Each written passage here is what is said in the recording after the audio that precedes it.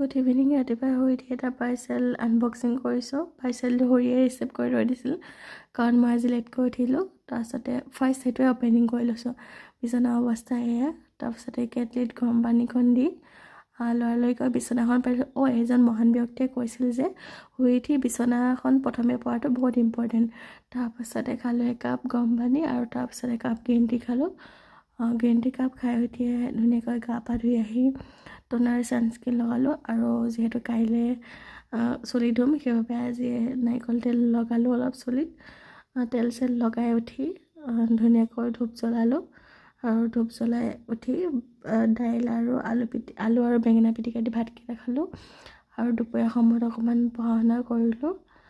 পঢ়া শুনাৰ অভ্যাসবোৰ নাইকিয়া হৈছিলে, মানে কমিয়ে গৈছিলে অলপ মাজতে, কাৰণ স্বাস্থ্যটো ইমান ভাল নাছিলে আৰু কলেজ যুগততো খেলি য'ত ত'ত দুখ পালোঁ, হাতে ভৰিয়ে গোটেইখন।